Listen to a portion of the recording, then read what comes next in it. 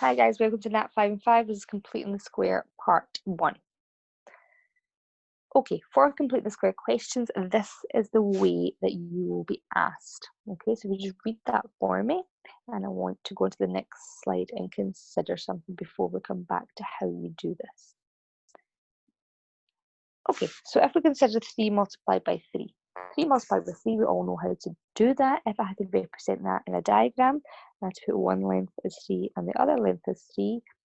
That diagram would in fact be a square because 3 and 3 are the same length. They are equivalent to each other. So you know that must represent a square.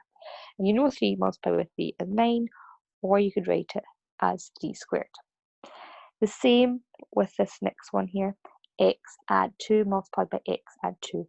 Again, if you had x add 2 on one side and x add 2 on the other side, again, this must represent a square because each of the sides have the exact same size, exact same length.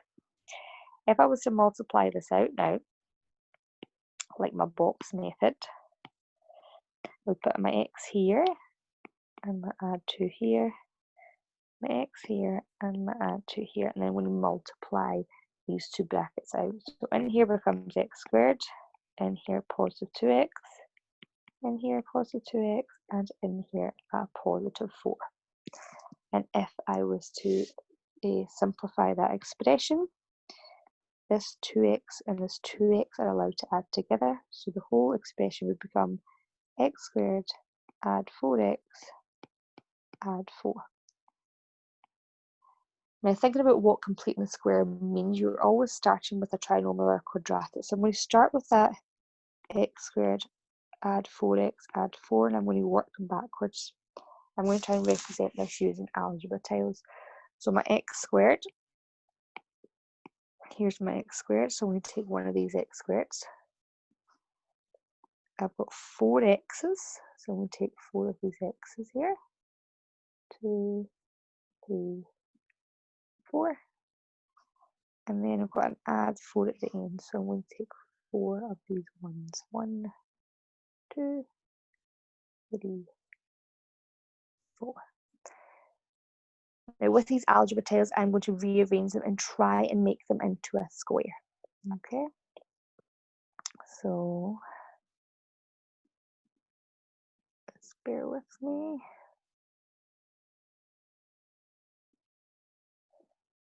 Turn these around. I'm going to try and make it look like a square.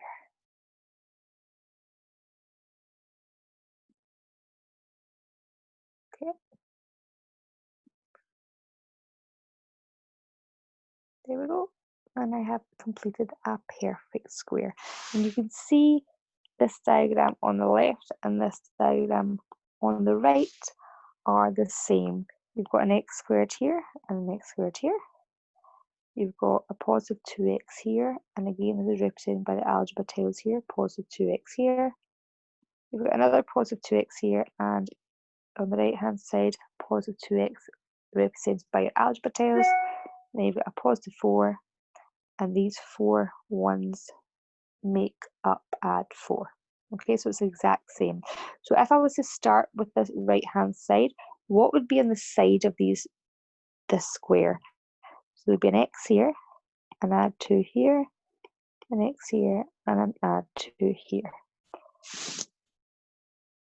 So x add 2 on one side and x add 2 on the other side. To find the area of that would be x add 2 all squared. And this answer here actually gives a perfect square. And you can see that you have just shown, or from the algebra tiles, that you have just drawn a perfect square. Okay, let's move on. This will all make sense soon, hopefully. Okay, so I want to look at this expression here. So x squared add 4x, and I want to put it in this form here. So again, I'm going to use the algebra time. So I'm going to take an x squared.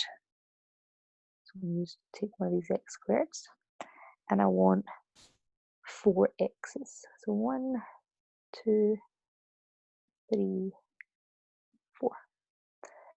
Like before, I'm going to rearrange these and try and make them look like a square. I'm going to put 2 here, and take these 2, and I'm going to flip them around.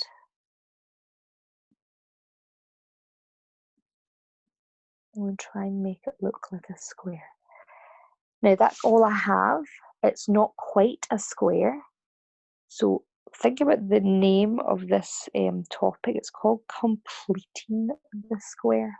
Now, if I was to look at the side of this square, what would be up here? It would be an x up here and an x at the side in order to make x squared.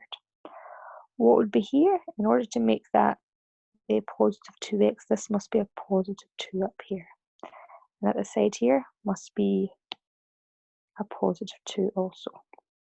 Now you can see you've got an x add 2 and an x add 2 on each of the sides. If I was to multiply that out, x add 2 multiplied by x add 2 is just x add 2 all squared. But you know from the previous slide that x add 2 all squared makes a perfect square. This example is not quite a perfect square. There is some numbers missing. What is missing? If I had to fill in what was missing, there would be a 1 missing here, a 1 missing here, a 1 missing here, and a 1 missing here. So if this expression here gives me a perfect square, the whole square complete, mine is nearly that, but there is 4 missing. So my expression would read x add 2 all squared, subtract 4, and that's the 4 that's missing here. Again, just bear with me if it's not quite clicking into place yet. I'm just really trying to get into the understanding of this. So I'm going to clear this and go on to the next slide. Okay, very similar. So I've got an x squared add 4x add 3, and I want to put it in this form here.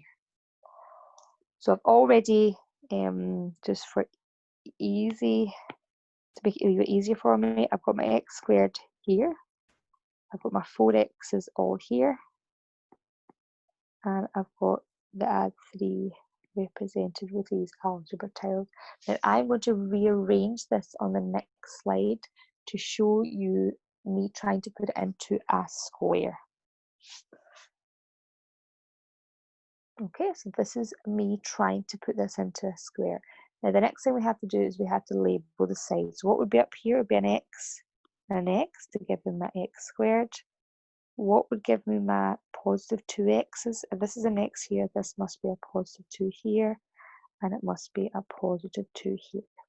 So again, we've got an x add 2 multiplied by an x add 2, which is x add 2 all squared.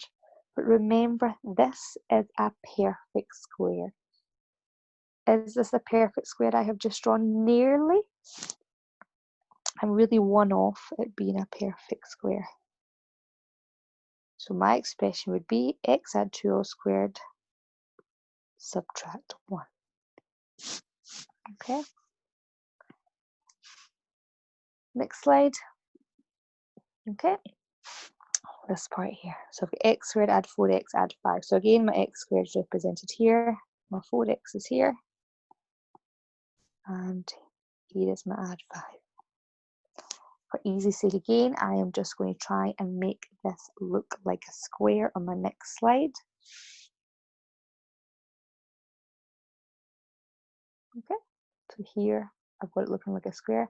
And it looks like I've got an extra one left over. So let's label the sides. So this is x, this is x, this is an add 2 and an add 2. So again, I've got an x add 2 multiplied by an x add 2. So it's an x add 2 all squared. That makes a perfect square, which I have, because this here is a perfect square. But there's an extra one left over. So my expression is going to be x add 2 all squared, add another 1. Okay, this is me really trying to delve into the understanding of this. Please look at completing the square part 2. Thanks for watching, guys. Bye now.